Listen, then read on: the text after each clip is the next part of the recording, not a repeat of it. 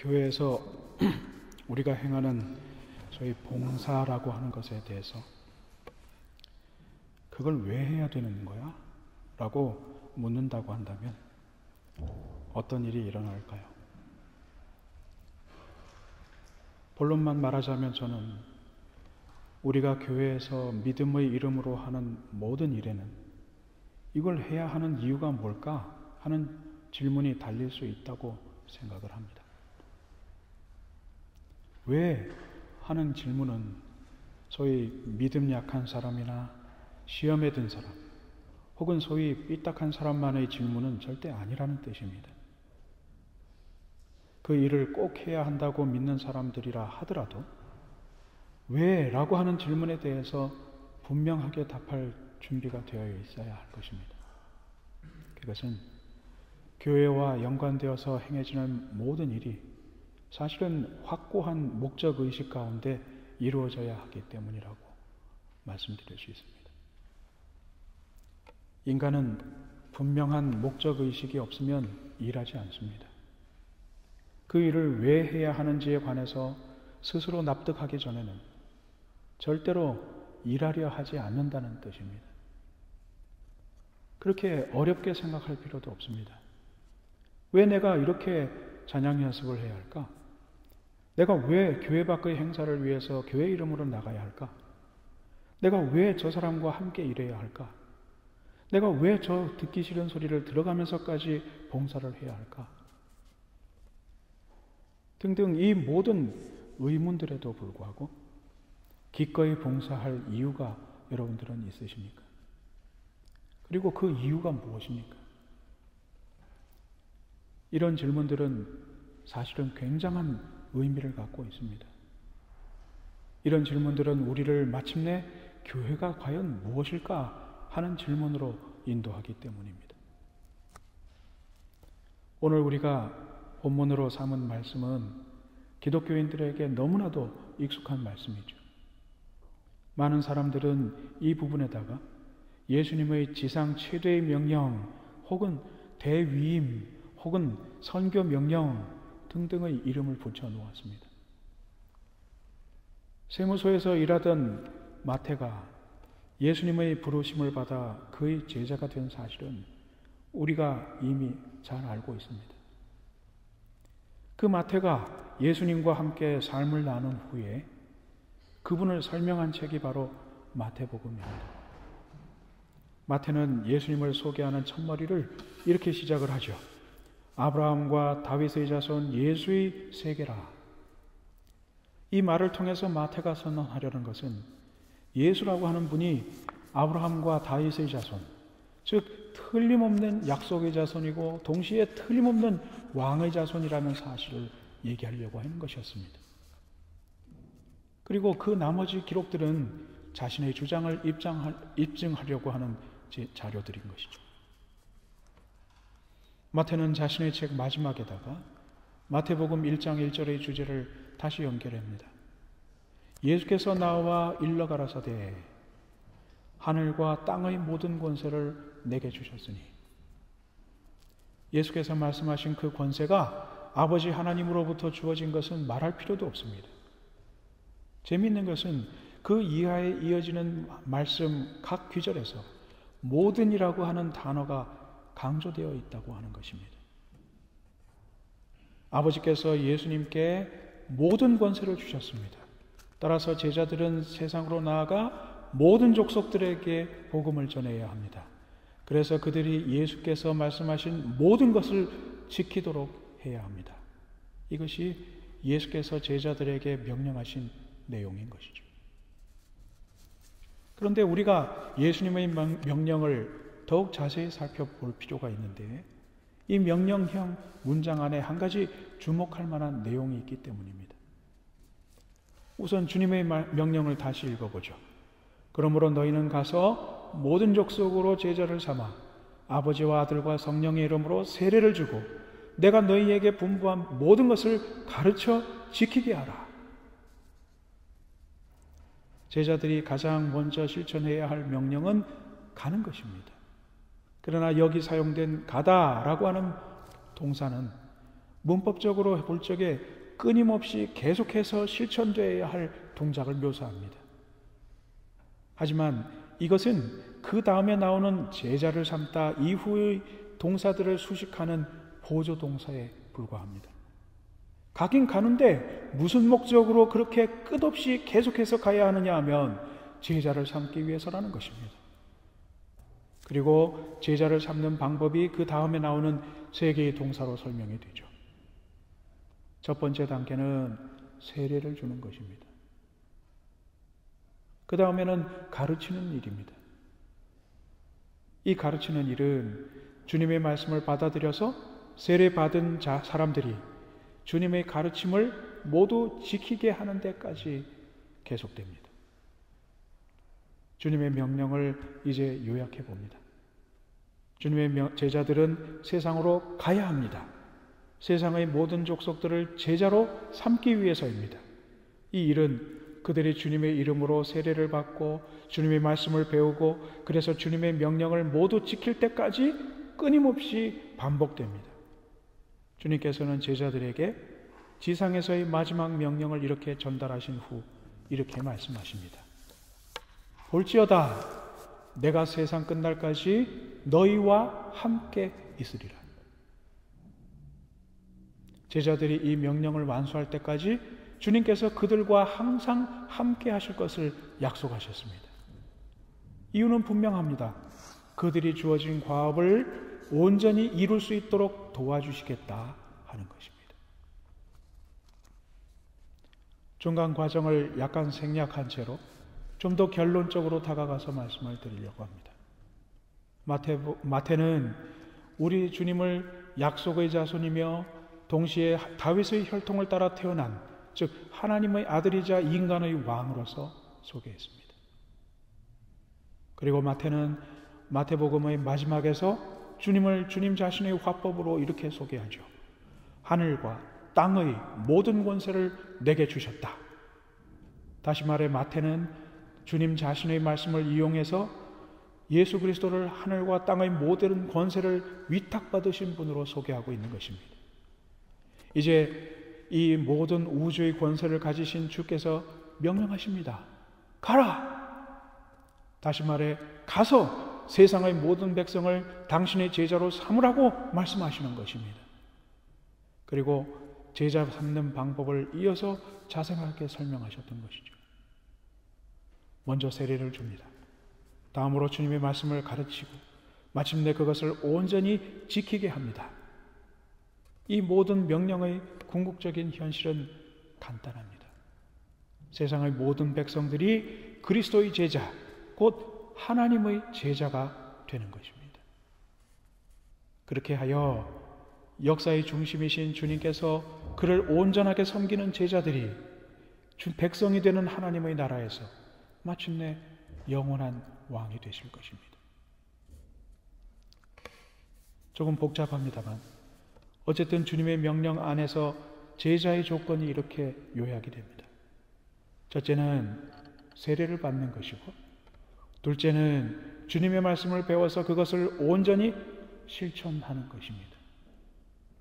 주님의 제자들은 바로 이 일을 하기 위해서 부름을 받았고 양육되었고 다시 세상으로 보내진 것입니다. 따라서 제자 만드는 자들의 사명을 이들의 관점에서 정리하면 이렇게 되죠.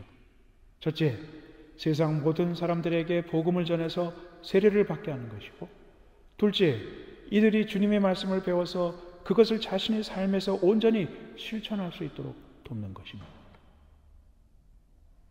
사도행전 1장 8절을 보면 주님께서는 하늘로 올라가시는 바로 그 순간에도 다시 한번 제자들이 해야 할 일을 이렇게 지적하십니다. 오직 성령이 너희에게 임하시면 너희가 권능을 받고 예루살렘과 온 유대와 사마리아와 땅끝까지 이르러 내 증인이 되리라. 그리고 이 명령 이후에 벌어지는 사도행전의 역사는 이 말씀이 실현해 가는 과정을 설명한 것이었습니다. 우리는 주님께서 주신 과업을 실행하는 과정에서 교회라고 하는 공동체가 탄생했다는 것도 잘 알고 있습니다. 말하자면 교회는 우리 주님께서 마태복음과 사도행전에서 분부하신 바로 그 과업을 수행할 의무를 지고 있다는 것입니다. 다시 정리를 하죠. 교회는 주님께서 부여하신 사명을 감당하기 위해서 존재합니다. 교회는 세상 모든 사람을 제자로 만들기 위해서 존재합니다. 교회는 이 사명을 떠나서 설명할 수 없습니다. 종교개혁자 존 칼빈은 교회가 제자를 훈련하는 곳이고, 따라서 교회가 훈련의 역할을 제대로 하기 위해 최선을 다해야 한다고 말했습니다. 그는 심지어 이렇게 말하기도 합니다. 그리스도의 구원하는 교리가 교회의 영혼인 것처럼 훈련이 교회의 힘줄이 되어 그리스도의 몸의 지체들이 서로를 붙잡아서 각자 제자리에 서도록 해야 한다. 그러므로 교회의 훈련을 없애기를 원하거나 회복하기를 방해하는 사람은 그것이 일부러 한 행동이든 아니면 모르고 한 일이든 상관없이 교회를 해체하기를 바라는 사람인 것이 틀림없다. 훈련은 그리스도의 가르침에 대하여 분노하는 사람들을 제어하고 길들이는 고삐와 같은 것이고, 약간 침체된 사람들에게 박차를 가하는 것이고, 또한 가끔은 좀 더 심각하게 실수한 사람들에게 부드럽게 그리고 그리스도의 영의 온유하심으로 매질하는 아버지의 회초리 같은 역할을 하기도 한다. 저는 지금 영어 원문에 나오는 디시플린을 의도적으로 훈련이라고 번역했습니다. 실제로 이 단어는 대부분 권징 혹은 징계로 해석을 합니다. 내용이 그렇기 때문입니다. 그러나 어쨌든 교회가 그리스도의 제자를 만들기 위해서 존재한다는 사실은 오래전부터 교회의 지도자들이 성경에서 발견한 진리인 것은 틀림없습니다. 그리고 이 결론을 가지고서 다시 맨 처음의 질문으로 돌아갑니다. 우리가 여러 가지 질문과 의문과 어려움에도 불구하고 교회 공동체에서 일하고 섬기는 이유는 무엇입니까? 그것은 그분의 제자가 되기 위해서입니다. 다시 말해, 우리는 지금 교회 안에서 그리스도의 제자가 되기 위하여 훈련받고 있는 것입니다. 즉, 교회는 제자를 만들어내는 훈련 장소라는 것입니다. 그러니까 우리가 교회에서 하는 모든 활동들은 오직 하나의 목적 위에서 행해집니다. 그리스도의 제자가 되기 위해서입니다. 이것을 가지고서 우리의 교회 생활을 돌아볼 때 우리의 의문과 혹은 수고가 명확하게 설명이 될까요? 설명되지 않는다면 그분은 다시 한번 자신의 신앙생활을 돌아보아야 할 것입니다. 우리는 이 점을 분명히 해야 합니다. 우리는 교회를 통해서 그리스도의 제자가 되는 훈련을 받고 있습니다. 따라서 우리는 모든 봉사와 활동들을 통해서 그리스도의 삶과 가르침을 실천하고 마침내 그리스도 예수의 인격을 닮아가는 데 도달해야 한다는 것입니다. 이제 우리는 또 하나의 질문을 대해야 합니다. 그러면 예수님의 제자가 된다는 것은 과연 무슨 의미일까? 그래요. 우리가 복음 안에서 예수를 구주로 영접하는 데서 시작해서 그분의 제자가 된다는 것이 결코 쉽지는 않을 것입니다. 우선 그리스도의 제자가 되는 첫 단계를 생각해 보죠. 우리가 복음을 듣고 그분을 우리의 개인적인 구주로 영접했을 때 처음으로 하는 행위가 무엇이라고 얘기했나요? 세례입니다. 그런데 세례가 무엇입니까? 목사님 앞에서 시험치고 문답해서 예배 도중에 머리에다가 물 몇 방울 떨어뜨리는 거 아닌가? 제대로 보셨습니다. 하지만 그것이 전부는 다가 아닙니다. 이 전부가 아니라는 사실을 확인하기 위해서 우리는 세례가 처음으로 행해졌던 예수님 당시로 가봐야 합니다. 어떤 사람이 복음을 들었습니다. 그는 예수 그리스도를 소개하는 복음을 들으면서 그분이 바로 나의 구주로 오셨다는 사실을 깨닫게 됐죠. 그는 그리스도 예수를 자신의 구주로 영접하기로 결심했습니다. 그리고 그 결심을 사람들 앞에서 공개적으로 드러내기로 결심하죠. 바로 이 다음에 행해지는 것이 세례의식입니다.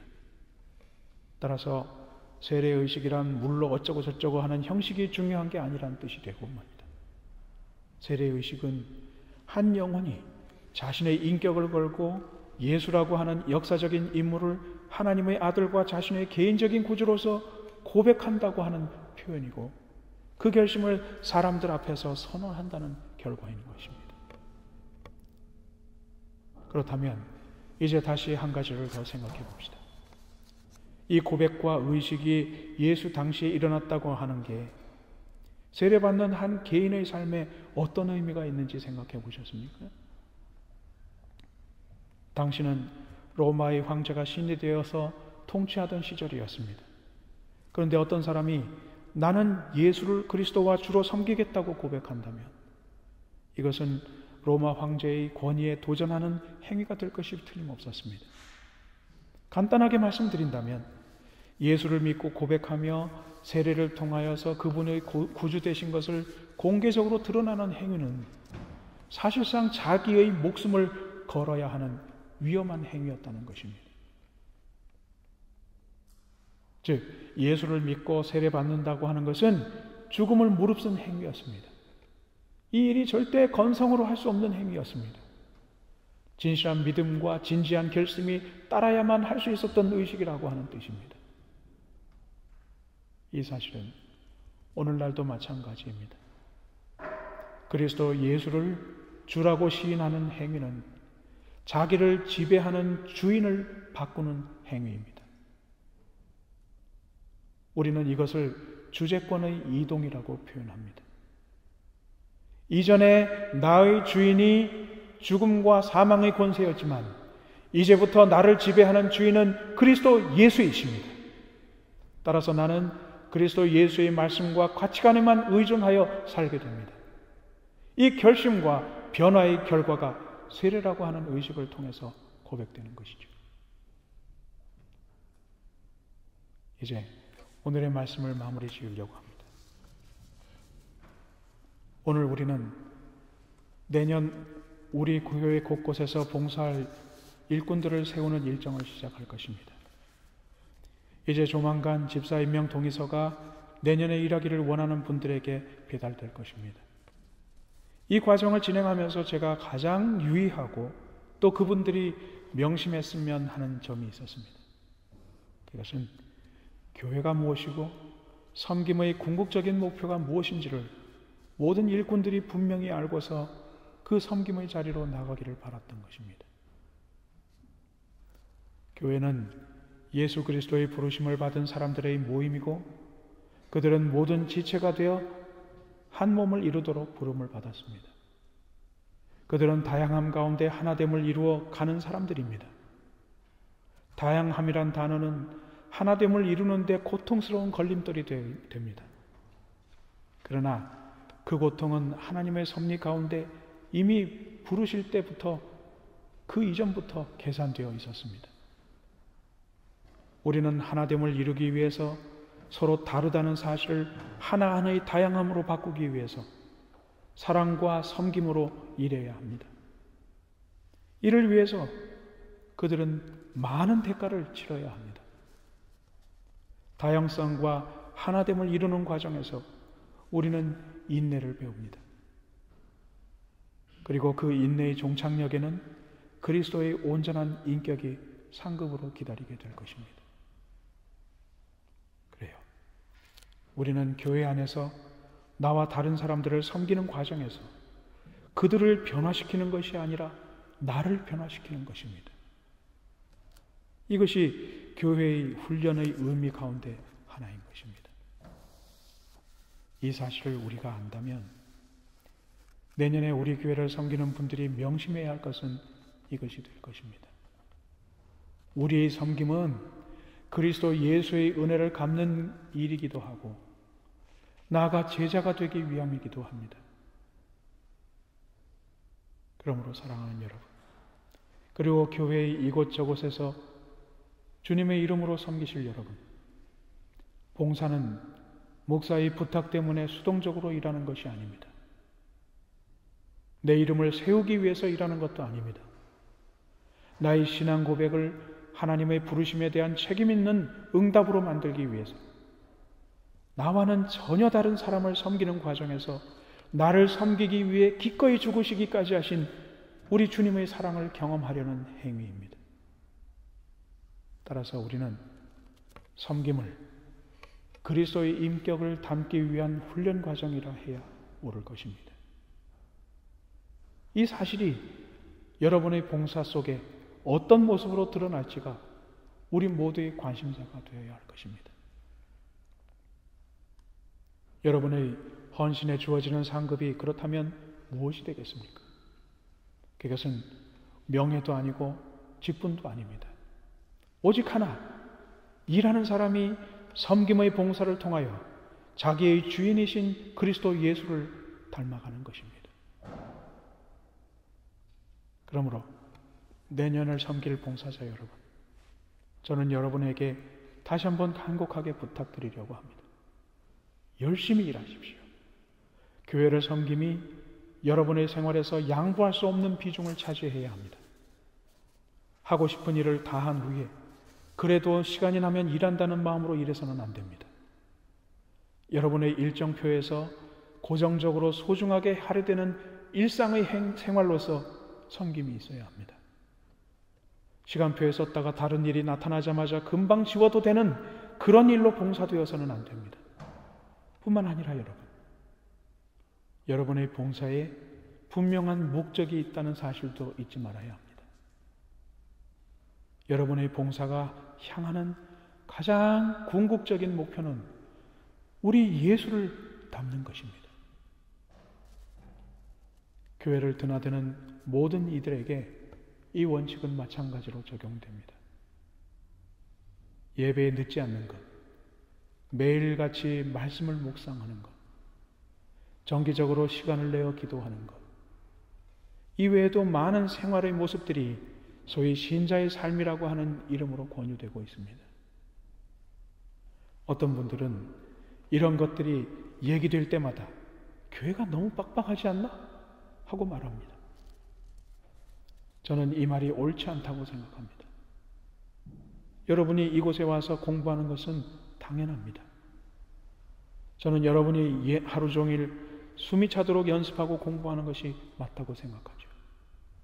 그러나 우리가 예수의 삶을 닮아가기 위해 또한 하루하루 숨이 차도록 노력해야 하는 것도 엄연한 진실입니다. 중요한 것은 편해지기 위해서 우리 가운데 누구라도 그 한 가지 포기할 수는 없다는 사실이죠. 이 일을 위해서 우리는 더욱 열심히 하루하루를 살아내야 한다고 말씀드릴 수밖에 없습니다. 사랑하는 여러분, 교회를 섬길 때마다 내가 하는 일이 무엇을 목표로 하는지 분명하게 인식해야 합니다. 우리 수고가 헛되지 않는다면 우리는 성실한 섬김의 끝에 마침내 우리를 구원하신 그리스도 예수의 인격을 닮아 있을 것입니다. 이것이 충성된 일꾼들에게 주어질 가장 큰 상급이라고 저는 믿습니다. 이 일이 신경 쓰지 않아도 되는 일은 아닙니다. 힘들이지 않아도 되는 일은 아닙니다. 기억하십시오. 일 때문에 일꾼이 세워지지 않습니다. 예수를 닮아가기 위해서 일꾼이 됩니다. 내년 우리 교회 곳곳에서 예수의 삶을 닮고자 하는 소원을 품고 묵묵히 일하는 일꾼들이 많아지기를 소망합니다. 함께 기도하겠습니다.